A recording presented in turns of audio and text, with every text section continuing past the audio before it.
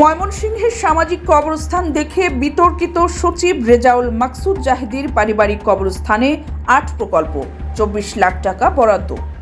একটি কবরস্থানের জন্যই ৮ প্রকল্প, অস্বাভাবিক বরাদ্দে প্রশাসনের তীব্র সমালোচনা। স্বাক্ষর জালিয়াতি, ক্ষমতার অপব্যবহার ও অতীতের বিতর্ক সহ একাধিক অভিযোগে বদলি প্রধান নির্বাহী কর্মকর্তা কবির হোসেন। বিস্তারিত দেখুন ময়মনসিংহ থেকে পাঠানো মঞ্জুরুল ইসলামের প্রতিবেদনে। ময়মনসিংহের ফুলপুর উপজেলার প্রত্যন্ত গ্রাম নিজ আশাবর ছোট শান্ত গ্রামটির একটি কবরস্থানের উন্নয়ন দেখিয়ে জেলা পরিষদ ঘুরিয়ে ফিরিয়ে ৮টি ছোট প্রকল্প অনুমোদন করেছে। সীমানা প্রাচীর, উন্নয়ন আর সুপেয় পানির ব্যবস্থা, এই ৩ শিরোনামে মোট বরাদ্দ দাঁড়িয়েছে ২৪ লাখ টাকা। কাগজে সামাজিক কবরস্থান বলা হলেও মাঠ পর্যায়ে তথ্য বলছে এটি কোনোভাবেই সাধারণ কবরস্থান নয়, বরং স্থানীয় সরকার বিভাগের সচিব মোহাম্মদ রেজাউল মাকসুদ জাহেদীর পারিবারিক কবরস্থান এটি।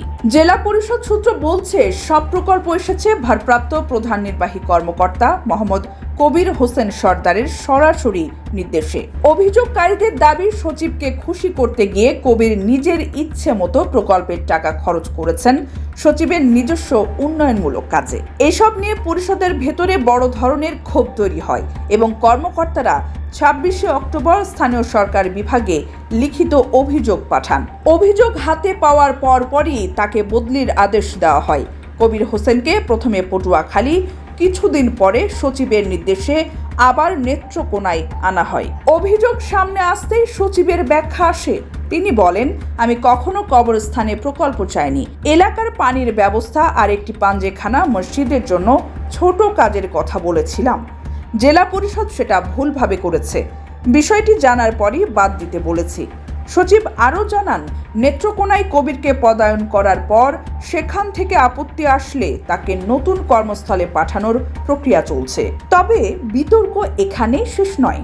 নথি ঘেঁটে আরও জানা যায়, ২০১৩ সালে সাভারের ইউএনও থাকাকালে কবির হোসেন সর্দারের বিরুদ্ধে একটি গার্মেন্টস প্রতিষ্ঠানের শেয়ার কিনে সেটি দখলের চেষ্টা এবং উত্তরার একটি ফ্ল্যাটে ১১ মাস ভাড়া না দেওয়ার অভিযোগ প্রমাণিত হওয়ায় ২০১৫ সালে তাকে বিভাগীয় শাস্তি হিসেবে ২ ধাপ বেতন অবনমন করা হয়েছিল। স্থানীয়দের প্রশ্ন, একজন সরকারি সচিবের পারিবারিক কবরস্থানের জন্য সরকারি তহবিল থেকে ৮টি প্রকল্প অনুমোদন হলো কিভাবে? দায়িত্বশীলদের কেউই স্পষ্ট ব্যাখ্যা দিতে পারছেন না। জেলা পরিষদের ভেতরে বাইরে এখন যে আলোচনা চলছে তার কেন্দ্র একটাই।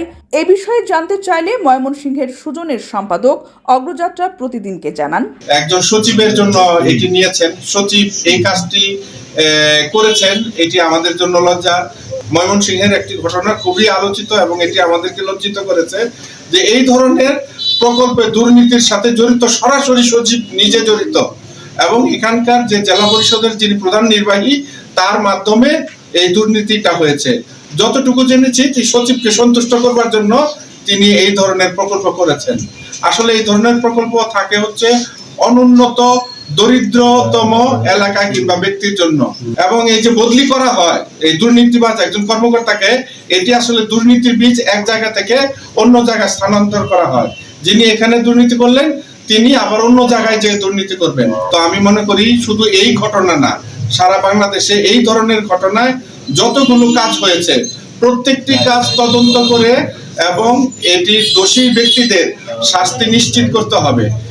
অভিযোগের তীব্রতা, তদন্তের অনিশ্চয়তা আর বারবার বদলির মধ্যেও মূল প্রশ্নটি রয়ে গেছে অমীমাংসিত। একটি পারিবারিক কবরস্থান ঘিরে যে অস্বাভাবিক তৎপরতা দেখা গেছে সেটা এখন ময়মনসিংহ প্রশাসনের সবচেয়ে আলোচিত দুর্নীতির ঘটনার শীর্ষে। উল্লেখ্য যে স্থানীয় সরকার মন্ত্রণালয়ের সচিব রেজাউল মাকসুদ জাহেদীর উপদেষ্টা সজীব মাহমুদ আসিফ ভূঁইয়ার সাথে সুসম্পর্ক থাকায় এবছর ২৪শে মার্চ যুব ও ক্রীড়া মন্ত্রণালয় থেকে স্থানীয় সরকার মন্ত্রণালয়ে বদলি হয়ে আসার পর অনিয়ম আর দুর্নীতিতে জড়িয়ে ব্যাপক আলোচনা ও সমালোচনার জন্ম দেন।